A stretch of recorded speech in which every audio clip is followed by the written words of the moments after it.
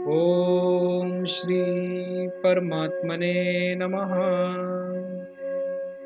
ओम श्री गुरुवे नमः।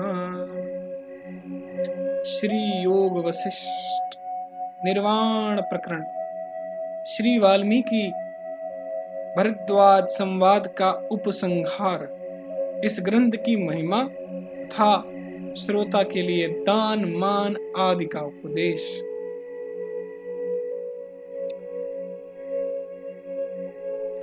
श्री वाल्मीकि जी कहते हैं, मेरे शिष्य शिरोमणि परम बुद्धिमान भरद्वाज, इसी प्रकार तुम भी इसी कमनीय तथा निर्मल ब्रह्म आत्म दृष्टि का दृढ़ता पूर्वक अवलंबन करके वीतराग संदेह शून्य शांत चित्त जीवन मुक्त होकर सुख से रहो। निष्पाप भरद्वाज, इस ज्ञान का आश्रय ले। तुम्हारी बुद्धि यदि आसक्ति शून्य रही तो घने मोहांधकार में पड़ने और मूढ़ होने पर भी नष्ट नहीं होगी।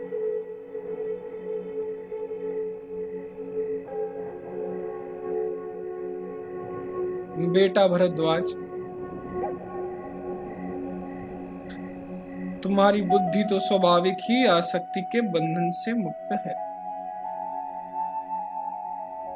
परंतु आज इस मोक्ष संहिता को सुनकर तुम वास्तव में मुक्तर हो गए, सर्वश्रेष्ठ जीवन मुक्त हो गए। इन पवित्र तथा ब्रह्म का प्रत्यक्ष अनुभव प्रदान करने वाले मोक्ष उपायों का यदि कोई बालक भी श्रवण कर ले तो वह तत्वज्ञानी हो सकता है। फिर तुम जैसे महात्मा पुरुष के लिए तो कहना ही क्या। सत्पुरुषों की नीति शिक्षा से, उनकी उत्तम सेवा से, उनके सामने प्रश्न करने से तथा उनकी उदारता पूर्ण ज्ञान चर्चा में भाग लेने से प्रमाद शून्य श्रेष्ठ बुद्धि वाले अधिकारी पुरुष उसी प्रकार के आत्म तत्व को जान लेते हैं जैसे श्री वशिष्ठ जी के संग से श्री राम आदि ने जाना था।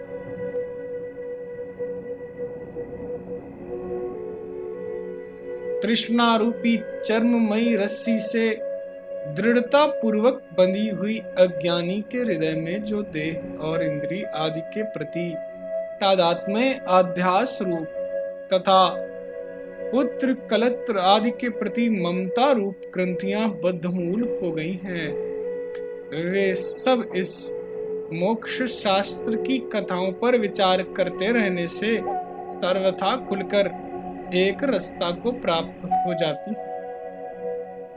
बेटा, दूसरी बहुत सी बातें कहने से क्या लाभ। इतना ही जान लो कि जो लोग इन महामहिमाशाली मोक्ष उपायों का ज्ञान प्राप्त करेंगे वे तत्ववेत्ताओं में श्रेष्ठतम होकर फिर कभी संसार बंधन में ना पड़ेंगे। जो सत्पुरुष इस ग्रंथ को बहुश्रुत विद्वान के सामने स्वयं भलीभांति विचार कर इसे पूर्णतः समझ लेने के पश्चात स्वयं भी सुनने की इच्छा वाले लोगों को उपदेश देंगे,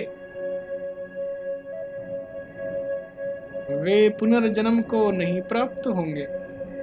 उन्हें दूसरे वचनों का आश्रय लेने की क्या आवश्यकता।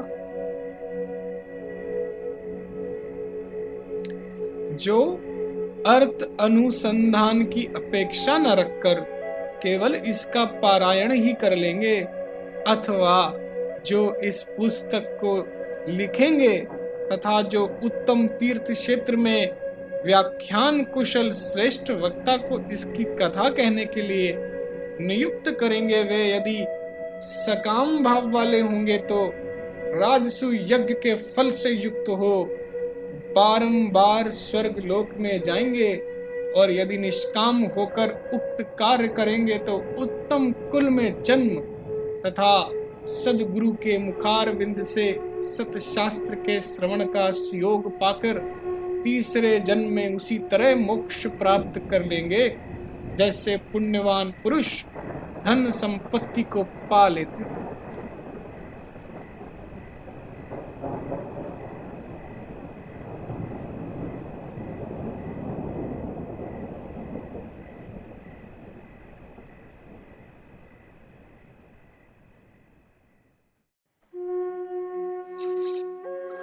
पूर्व काल में अचिंत्य रूप वाले ब्रह्मा जी ने मेरे द्वारा रचित इस ग्रंथ पर पूर्ण विचार करके यह बात कही थी कि इसमें सत्य स्वरूप ब्रह्म का निर्वचन होने के कारण यह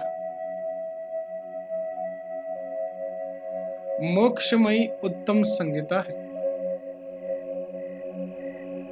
उन महर्षि की यह वाणी असत्य नहीं हो सकती। मोक्षोपाय नामक कथात्मक प्रबंध रूप इस महारामायण की कथा समाप्त होने पर उत्तम बुद्धि वाले श्रोता को चाहिए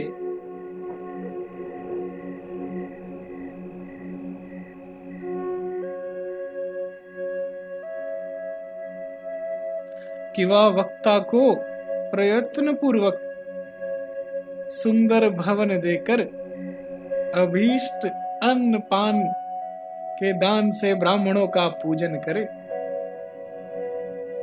इतना ही नहीं, उन सब को यथाशक्ति मनोवांछित धन की दक्षिणा आदि भी देनी चाहिए। भरद्वाज, तुम्हें बोध प्रदान करने के लिए मैंने सैकड़ों कथा क्रमों से विशाल कलेवर हुए इस निर्मल दृष्टांतों और युक्तियों से संपन्न तथा ब्रह्म तत्व की विस्तृत व्याख्या से युक्त महारामायण शास्त्र को श्रवण कराया है। इसे सुनकर जीते जी ही समस्त बंधनों से मुक्त होकर ज्ञान, तपस्या और कर्म के फल से युक्त अक्षय संपत्ति प्राप्त करके सदा के लिए पूर्ण परमानंद में निमग्न हो जाओ। ओम तत्सत, ओम तत्सत, ओम तत्सत।